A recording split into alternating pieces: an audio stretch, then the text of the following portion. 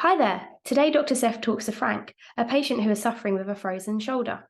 Frozen shoulder is a painful condition that needs prompt assessment and treatment. Find out how Frank managed to overcome his condition and carry on doing his activities pain-free. Hope you enjoy listening. The London Bridge Sports Medicine Podcast. Medical news, health, fitness with Dr. Ajai Seth. Hi, Frank. Thank you so much for coming on to Extraordinary Patient Stories. How are you today? Everything's good. Nice sunny day. Feeling well, thanks. Great weather today, isn't it, at the moment? And it's a real pleasure to speak to you because we've obviously just seen you in clinic and you had a condition of what we called frozen shoulder. And we've been obviously looking after you for the past few months and weeks. And it'll be good to get your story on, how the shoulder affected you and the whole process, because it's a very common condition that people suffer with, and it'll be great to hear firsthand, how a frozen shoulder affects someone. So before we get into that, let's just start a bit about you. Relatively old, 66, always been active in sport and stuff as a kid. And then as I got older, I moved through rugby, basketball, into running, then gym work and Tai Chi, and I've always ridden motorcycles all my life. So there's pluses and minuses in all that. Yeah, well, I mean, Tai Chi was great. So, I mean, Tai Chi's a regular thing for you, isn't it? Yeah, that's what sort of kept my sanity when I had to give up contact sport, so to speak. Yeah, and it's an interesting move going into Tai Chi. Was that more for a mental release, or was it more for relaxation, or was it more for sort of just body movement and stuff? It was more for body movements and fitness. I had serious motorcycle accidents when I was younger, and to keep the mobility. Plus, it's great for fitness. If the one we do, it's far more physical than a lot of the others. So yeah, it's worked really well, and it's kept me sane as well. You're a keen motorbike enthusiast. Tell us a bit more about that. You've been on some epic trips over the years, I hear. Yeah, we tour all over the place. Been across America, we've been up to edge of the North Pole, but we took. Oh wow! Been all over Europe, East Bloc, down to Morocco, with groups of friends, and my wife comes. And I've been riding Harleys now for 30 years and bikes for 50 years. So it's a major hobby. It's a major hobby. So the frozen shoulder issue really did affect me. That's what really made me shout for help. How did you first notice that your shoulder was causing you problems? It started many, many years ago. Generally pain and stiffness and lack of mobility, but it always seemed to ease back. So it was been up and down for a while. Not being able to raise it to put your shirt on properly, not being able to wash your hair, or you can't reach that bit on the left-hand side of the bar because your arm won't go out that far. But it's always got better. And the last decade, it sort of came and went. But the last year or so, it really tended to, the limitation was far greater and my mobility was really affected and the pain started to set in. And at one stage, when I literally couldn't move my arm away from my body more than about 10 degrees, I couldn't eat at a table. I couldn't use a knife and fork. And I was using my right hand to basically pick things up to put into my left hand. Then I just went on to Bupa. I had no idea where to go, so I just phoned the general helpline.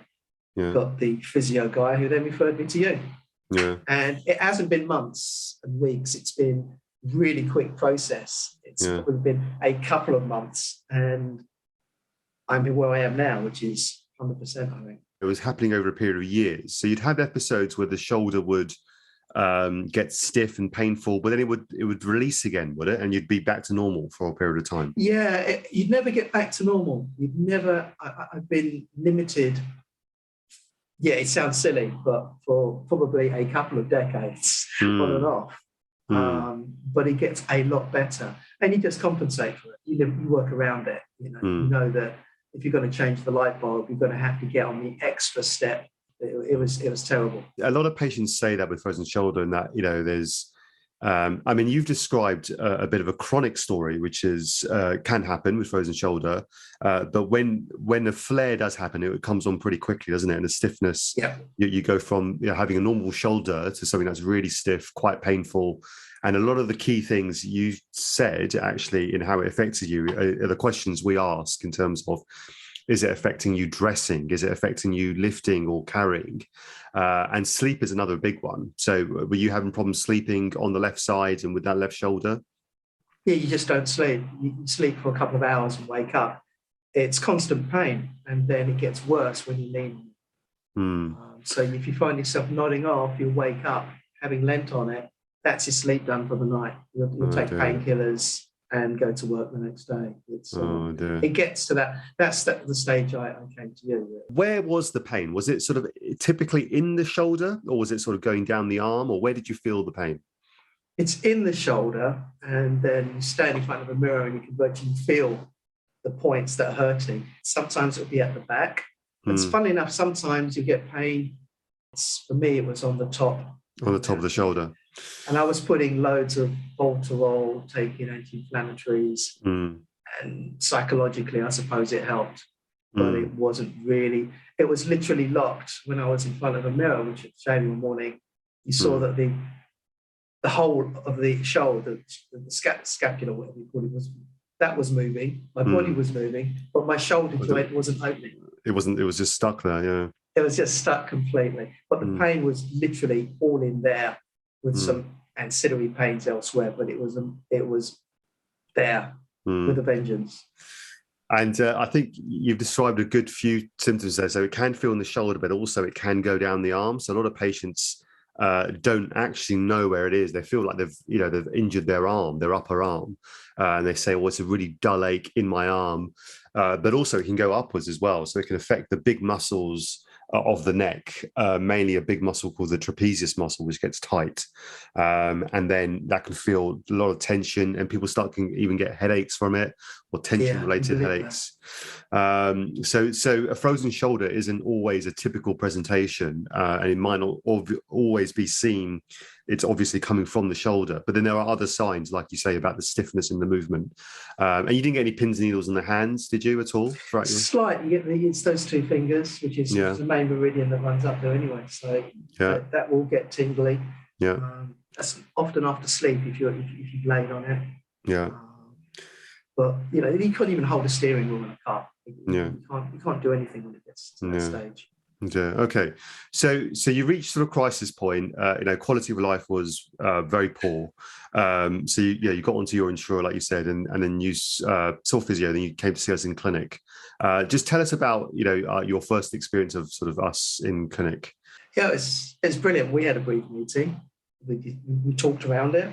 You get the problem straight away. Obviously, it's more common than I thought. You gave me a couple of solutions. Next week, I think it was, or 10 days later, we had the procedure, which was brilliant because you could actually watch the whole thing on TV, so you could see what was going on. Yeah, that was great. That was really that took away that took away everything that was going on. You're just watching on TV. Yeah. I mean, you really enjoyed that. I mean, I'm glad. It was like it was amazing watching the needle go, and you could see it pumping the fluid. It was great. And then when I stood up afterwards, it was immediate. The pain had gone, and I had 80% of the movement that you would normally have, almost immediately. So I left and happily, bouncing down the road, getting the train home. It was unbelievable. Brilliant. And so the first consultation, I think, what was going through my mind when I was talking to you was, because you've mentioned a few key things here. You've had some significant injuries from a motorcycle point of view. So, has there been previous trauma to the shoulder? Has there been a disruption of the ball and socket joint? Essentially, the shoulder joint is like a ball and socket. Well, a good analogy, it's like a golf ball sitting on a tee, so it's a very shallow socket. So has there been any injury or damage to the shoulder joint, or anything to do with the tendons around the shoulder? So we talk about the rotator cuff, which is a group of tendons around the shoulder. So sometimes people have had injuries or falls and have torn the tendons, and that causes a restriction in movement and pain. But also sometimes, you mentioned you had pins and needles in the hands. Sometimes pain was going up the neck. Is it from the neck? Was there something going on in the neck, like a trapped nerve that is feeling like it's from the shoulder? So those are the kinds of things that, when we assess a patient with, such as yourself, with shoulder pain, you're trying to work out actually, where is this coming from? Is it the neck? Is it the shoulder joint? Is it the tendons? Or is it something like a frozen shoulder? And the thing that also really helped us out, I really remember the first consultation, we did the ultrasound scan. So with the ultrasound scan, you can have a look at the tendons of the shoulder, you can have a look at the shoulder joint and understand, are they healthy? Or is there anything going on here? Because sometimes you can see, you can see really clearly if there's tendon injury with an ultrasound scan, but you can also see the joint. And then, we may need further investigation. Like we got an X-ray as well, if you remember, of your shoulder, just to make sure there wasn't any trauma of that. I think it's probably a good time just to talk about what a frozen shoulder actually is, because I think it's a bit of a strange condition, and it's one of these weird and wonderful things that evolution has handed over to us. But we mentioned that the shoulder has an extraordinary range of movement into all directions, right? So it's the most mobile joint of the body. And if you have an insult or an injury, or the body is not happy with the conditions around the shoulder, its natural response is to freeze. So we discussed in depth, Frank, about how the tissues around the shoulder get stuck. So essentially, it freezes, and that's the body's way of just saying, "Look, don't move your arm. Keep it close to the body. I'm not happy with this," because otherwise it would be lifting, carrying things, and the shoulder would be in free movement. So it's the body's protective mechanism, and it goes through phases. So you get a phase where you have a freezing phase where the shoulder is stiffening up. You have a frozen phase where the shoulder is just stuck and can't move. And then eventually, as time sort of goes on, and as it releases. So that can take months, that can take years even for it to release. I've had that, yeah. And I think you had that in the past, didn't you? So you had the shoulder was just releasing, and then it refroze after a while. So, there was something to do with either the trauma you've had to your upper body, or the biomechanics, or your cycling position, or the way you ride the bike, that was setting the shoulder off. So I think that is an important consideration of finding out, why it's happened. Sometimes also it can be because if you've got another condition like diabetes or pre-diabetes or high cholesterol, obviously not the case for you because you're very fit and active and you lead a healthy lifestyle. But these are sometimes things that stress the body out and cause a frozen shoulder. So we went through all of that, and then the options I gave to you, like you said, were, look, we can either do rehabilitation, so we can either try and move the shoulder, try and release it. But I think because you'd been through that cycle many a time, perhaps a bit unsuccessfully, you wanted something a bit more definitive. So then the procedure you mentioned was called a hydrodistension, so as in a water distension or normal saline distension. And we did that at the London Bridge Clinic in the Shard. But tell us how the procedure felt for you from that point of view. First of all, I was excited to get it done because I just wanted the pain to go away. So from a patient's perspective, you're in constant pain and it gets worse and less. So you have a base level that you're actually living with, right? Yeah. So you're thinking, just get rid of it. Yeah. If it hurts more, I'll get rid of it. So the actual procedure didn't really cause any extra pain. You feel something's going on. It doesn't appear to move, and then it goes away. The added extra is that while the process is going on, you can watch it on TV, so you can actually see what's happening. And it's not pain-free, but it's no more painful than something like a tattoo. Yeah, and just for the listeners, the process is you're lying on your side. We clean the shoulder joint, we make sure it's all sterile. From that point of view, you get the appropriate drapes over you, and then we use the ultrasound to guide the needle around the back of the shoulder into the shoulder joint. So that can feel a bit sharp and like a bit pinchy, like you say, like kind of needle pinch as the first as the first needle to go in, and that's the only needle that goes in, because from there we put lots of local anaesthetic, which numbs the shoulder. And then we push in some fluids. We push in about sort of 20 to 30 mils of additional fluid, which what you were watching was the shoulder joint expanding and releasing. You feel it's a bit like adding volume to it. You're thinking that as well. It's almost, you can almost feel it. You feel as though your shoulder's being pushed from the inside, like a balloon being blown up. But again, that's not painful. It's just you're thinking, oh, that's different. But you can see the joint parting. On the image. So, and then when you see it free, you feel it. And then my question was, where's all the fluid going? And you said it just disappears. It dissipates into the body. It does dissipate into the body. It can take a few days to do that. And that's why sometimes, the shoulder can feel a little bit heavy after. But like you say, most of the time there's a real improvement in the range thereafter. So patients are usually quite happy because they feel, oh my God, I can put my hand behind my back now, or I can reach up above, which is great. It's about as painful as a tattoo. Yeah, it is no more painful than a normal tattoo would be. So to be fair, Frank, you are a tattoo expert, aren't you? So you do have a whole sleeve there. So that's, it's not, because when you envisage a needle going through your back into a joint, that might put a lot of people off, because it seems a long way to go with a needle. But it really is not a big deal at all. And it's the result is just absolutely astonishing. And then, so great results from the injection. You were very pleased thereafter. You had good range of movement, which is fantastic. Obviously asked you to hang around just for a few minutes after the procedure to make sure you were feeling okay, and then you head off. So tell us about the few days after the injection and how they were for you.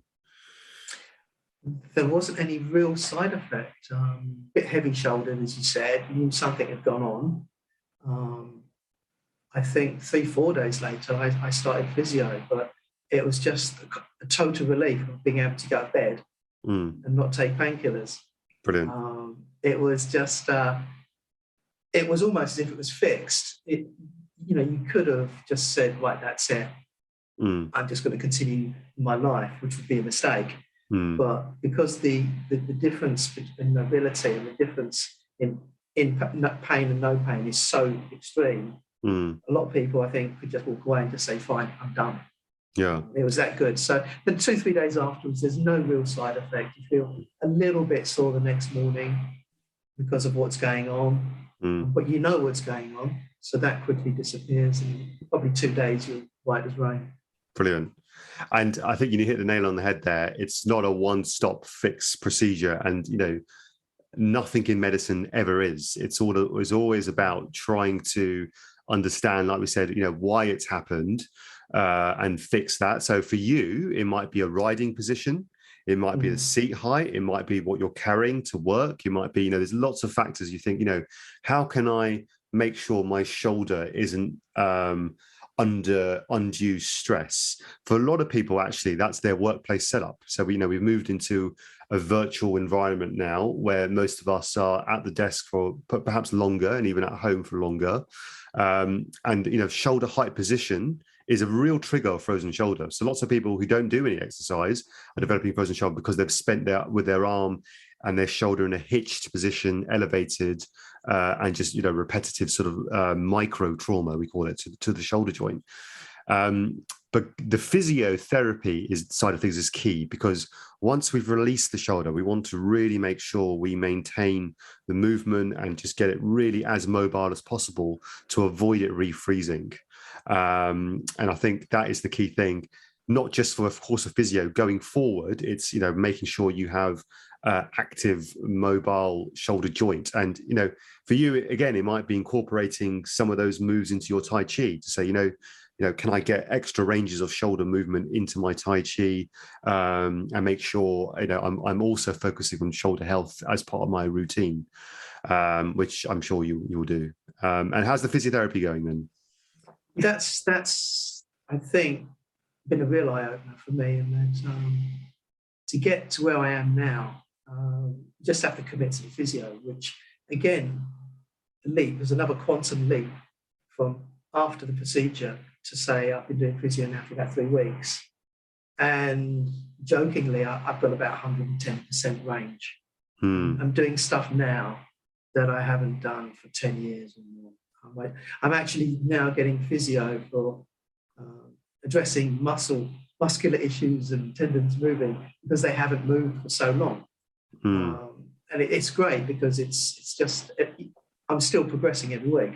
It's really, and it becomes fun because you can see it getting better.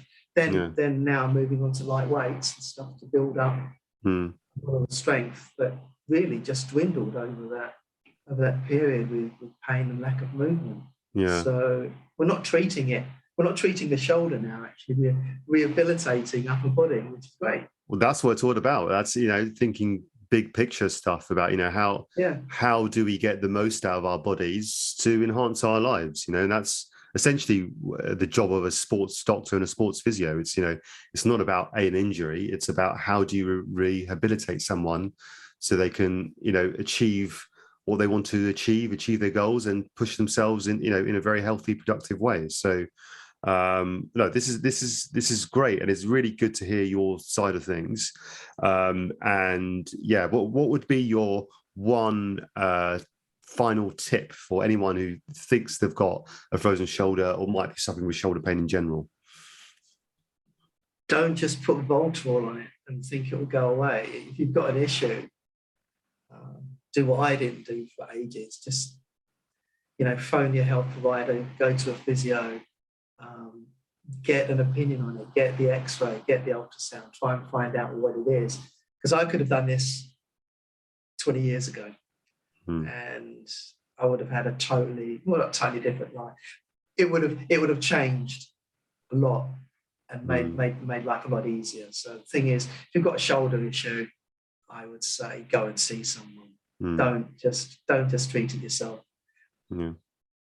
Well, it's so much worth it. The difference it's made to me in less than 3 months is unbelievable. It's brilliant. Well, Frank, there's many more years ahead of lots of travel and adventure, I'm sure.